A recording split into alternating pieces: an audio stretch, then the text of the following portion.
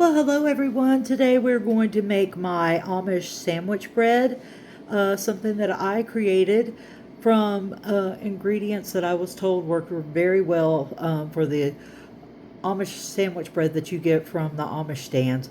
So the ingredients you're going to need for this are 2 cups of warm water, about 110 to 120. I do have handy dandy thermometer to check that out. We're going to use a half a cup of granulated sugar, 1.5 tablespoons of active dry yeast, 1.5 teaspoons of salt, 1/4 cup of vegetable oil, and 6 cups of all-purpose flour. So let's get to it. Okay, so we've checked our water. It's about 117. We're good to go ahead. We're going to take 2 cups of warm water. We are going to take a half a cup of granulated sugar. And then we're going to do our yeast, which is going to be 1.5 tablespoons. Oh, let me mix this up first, guys. Let's try to do it right here. Let's get that mixed in real good. It just helps, you know, mix everything in. That way your yeast has a better chance of rising. So we've got 1. And then we need a half. Let's see, there's my half right there. You can smell that yeast.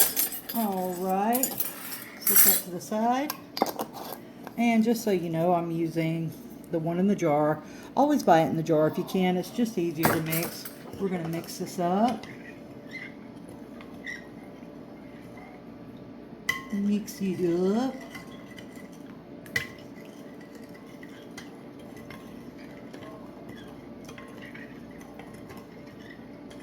And that should be just the right temperature to get that yeast to actually get foamy. I'm just trying to mix it really good.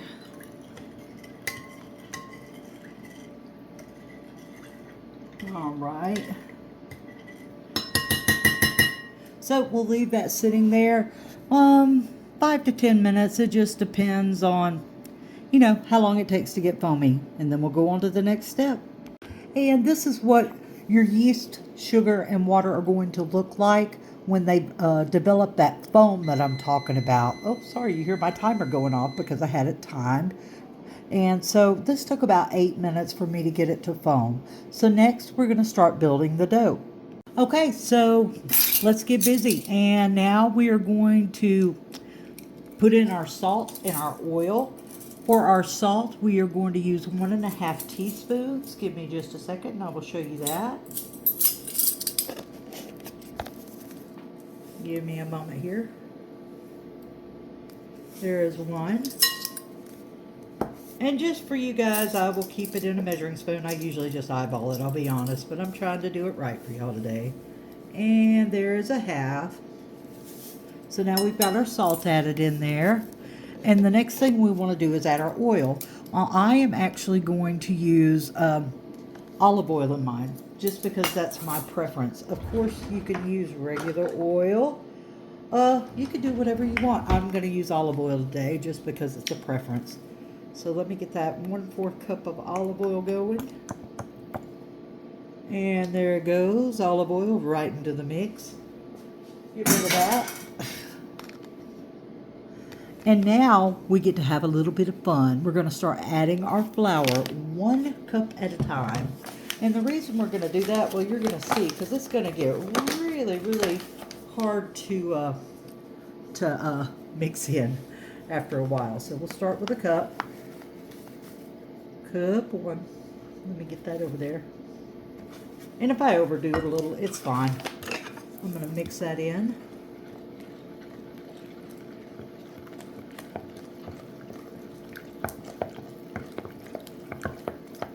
We're just mixing that in as best as we can. I'm going to get in there with my hands in a minute, but right now I want to get a little more flour in there before I start doing that. All right. Let's go to our next cup. And yeah, I know it looks all lumpy, but it's okay. Trust me, everything's going to be fine. 2 cups.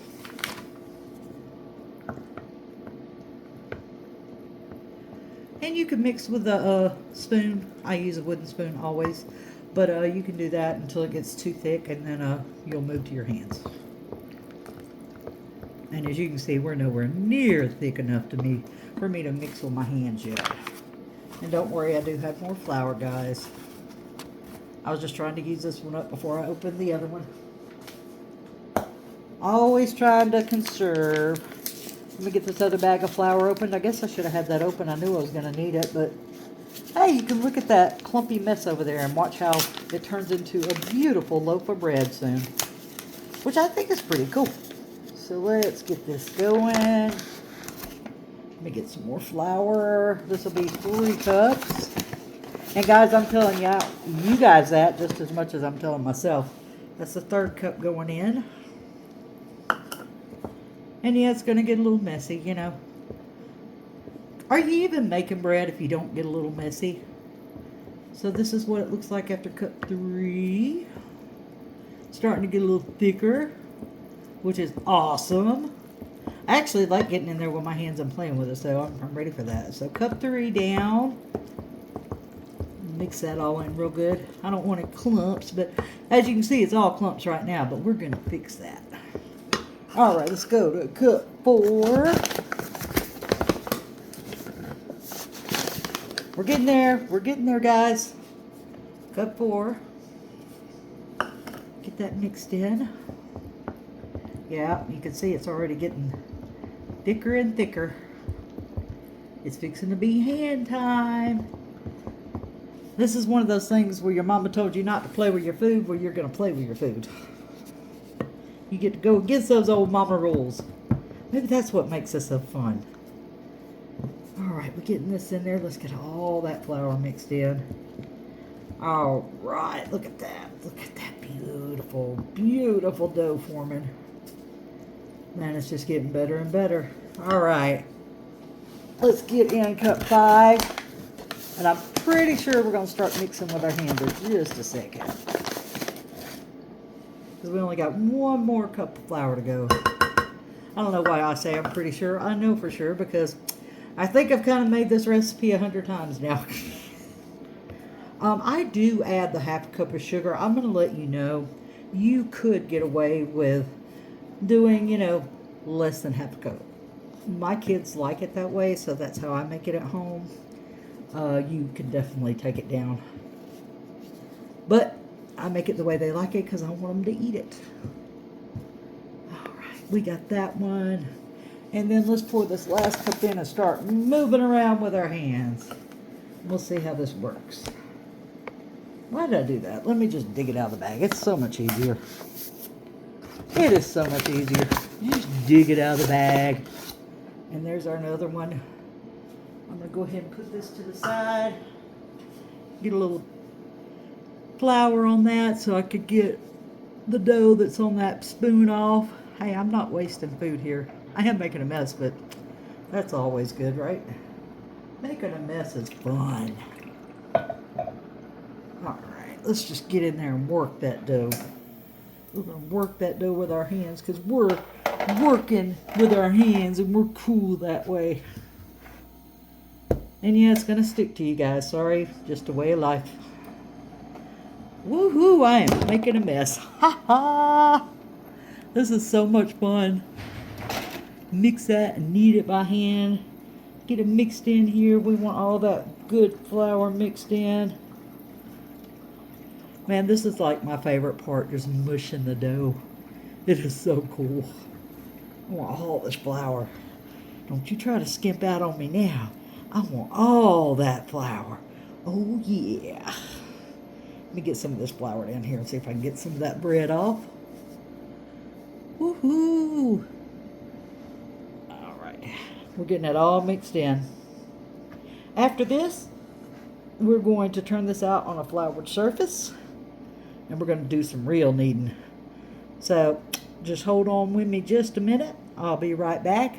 And we shall get going. Letting y'all look again. Alright, so now we're going to take some flour. And we're going to sprinkle it all over here. Like this. This is going to help us to get this bread kneaded. I'm going to just, let me move that out of the way. I got flour everywhere, y'all. Oh, get that turned over. Get the rest of this flour out of that bowl.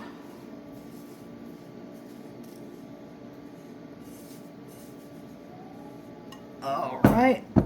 And now we're going to knead it, guys, until she is beautiful and elastic looking.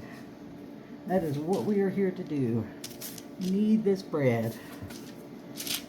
And there is no particular way you have to do this. I know people try to get all fancy, but basically you're knifting bread.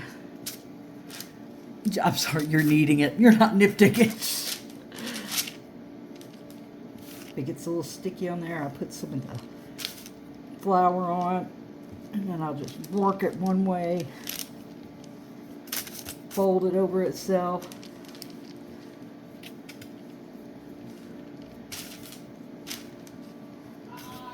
And we're going to continue this for 8 minutes, about 8 minutes, until it looks really elastic.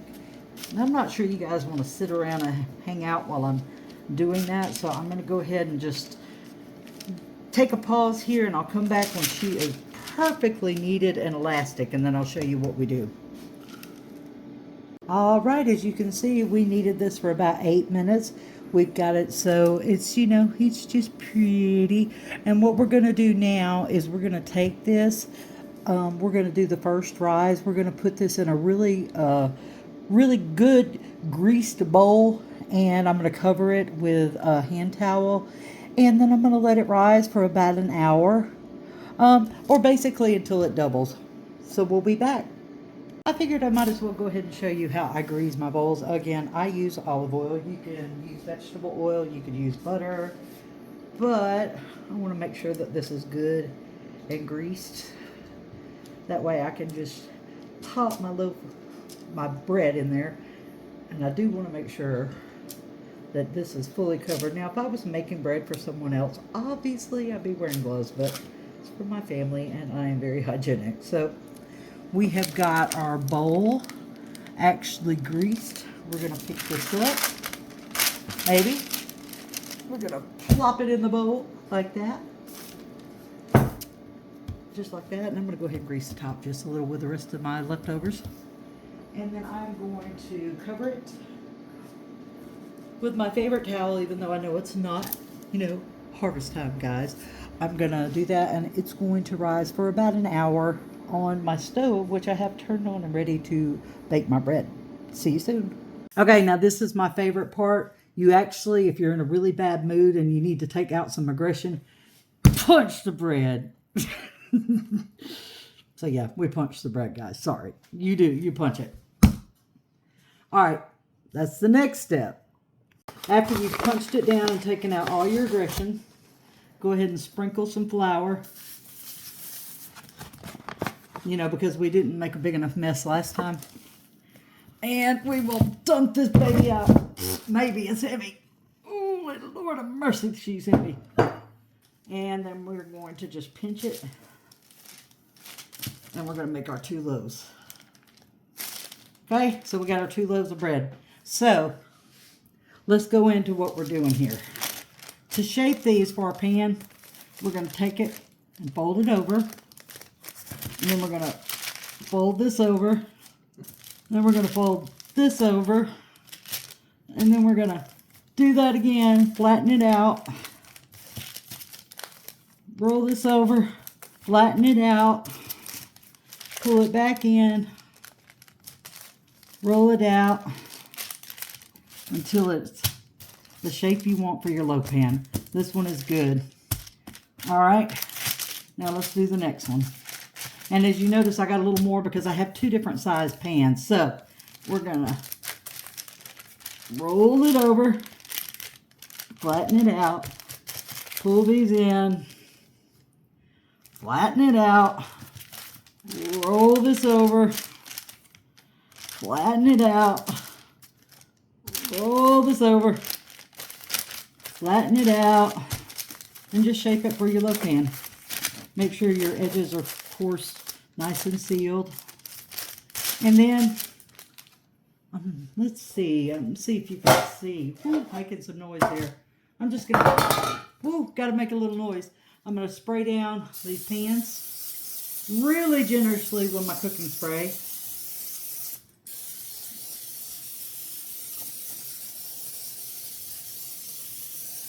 I mean, I am greasing it because what I don't want is this to stick when I get through. So our smaller loaf, got her pinched off well. We're going to get her in there. Hope you guys can see that okay. We're going to get her in there and just kind of do her around like that. Make sure she fits in there real well. All right, Louise. And then since this is our big one, we'll call him Crawford. That was my granny and granddaddy's name. We'll get them in there. And these guys are going to now, we're going to let them rise again for another 30 to 45 minutes. And then we'll be back and we will bake. All right, well, these little babies have risen above the top, as you can see here on both of them. We're going to put them now in the oven. And we are going to bake them at 350 for 25 to 30 minutes until they're golden brown. See you later.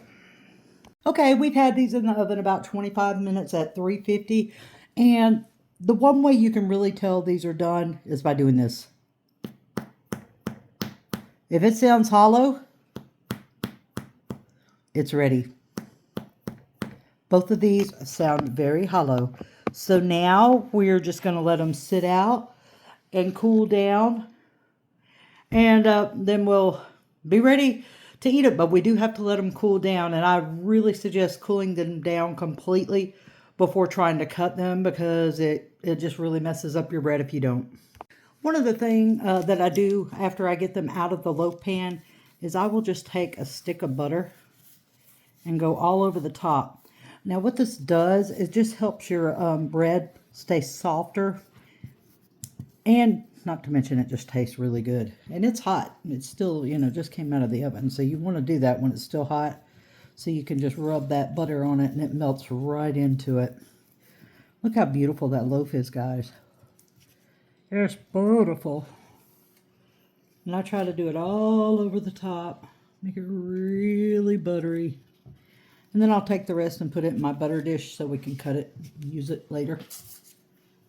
But I'm going to do both of these little babies, cover them with butter. And oh my goodness, it just makes such a difference, guys. So definitely, if you've got the stick butter, go ahead and cover them really good with that stick butter so we can keep that top soft. But yeah, the only thing we got left to do now is wait for this to cool down. And then we are going to cut this and show you how beautiful it looks inside. So yeah, that is all we have to do there, guys.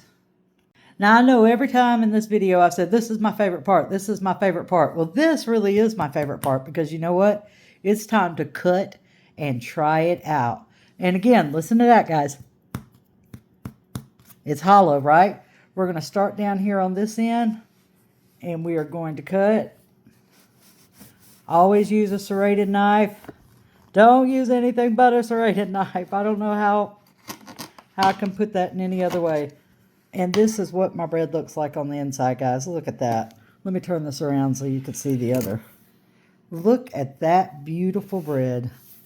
That is what I call the best Amish bread there is, sandwich bread. And oh, she smells so good. Oh, gosh, she tastes amazing. Just go make it. Thank me later. Send me a card or something. Love you, Bo. Love you.